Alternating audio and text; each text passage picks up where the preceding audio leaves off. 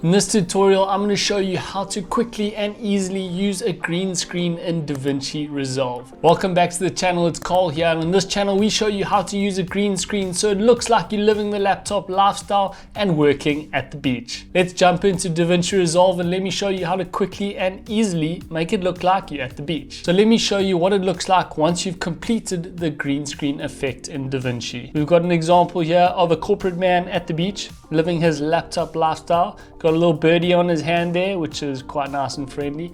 He's got that nod going, which is always what you're looking for in that kind of stock footage from a green screen. Now we've got a corporate girl here having a good time, a little giggle, a little bit unsure of herself, not quite sure what she's doing at the beach.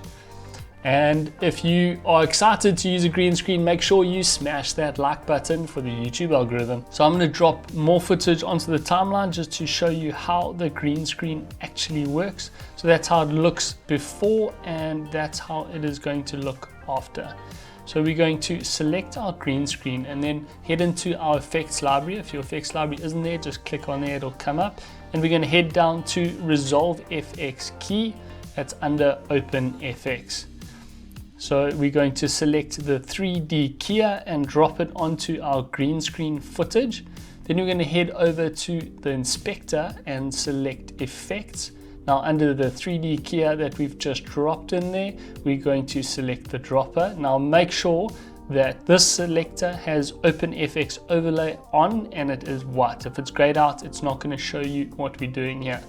So select the eyedropper and we're going to draw over a green part of the screen. Now that's done a pretty good job, but you can see there is a bit of green around the edges. So what we want to do is go under output and select alpha highlight black and white, and that's going to give you a better view of this. It's going to give you the black blacks and the white whites that are showing, and anything that is gray or slightly in between that isn't a true black, we want to now add in. So we're going to select our plus eyedropper and then drag over anywhere that is slightly gray or not completely black. And those two lines are going to do it for us. We're going to head back to Final Composite, and that looks a whole lot cleaner. Now we've still got this green edge around the outside of our corporate man, which we don't really want, because then you can see the green screen. So we're going to head into Matte Finesse and we're going to select Clean Black, and that's going to pull it in a bit and start to look a bit better. If you go too far, you're going to start cutting off the edges, so you don't want to do that. Just get it so you're getting rid of that little bit of green on the outside. Now you can go clean white, but a lot of the time it is going to go the wrong way. The next thing you can change is the in-out ratio. We like to go in just a little bit so that it comes in and takes out that green. And let's play it through and see how it's looking. That's looking pretty good, and I'm quite happy with that. Let's show you one more example with our girl.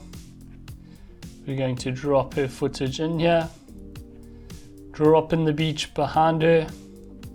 Take our 3D keyer, drop it on the green screen, head across to Effects, grab our dropper, select the green. Now you can see the green around her hair. It's done a pretty good job on the outside. If we look at that alpha highlight black and white, it is very true black, so that's done a really good job there. Let's head back to Final Composite and go into Matte Finesse. We're going to clean up that black a bit. That's a little bit too much, so we're going to go back, and that's about right. Let's play it through, have a look at that.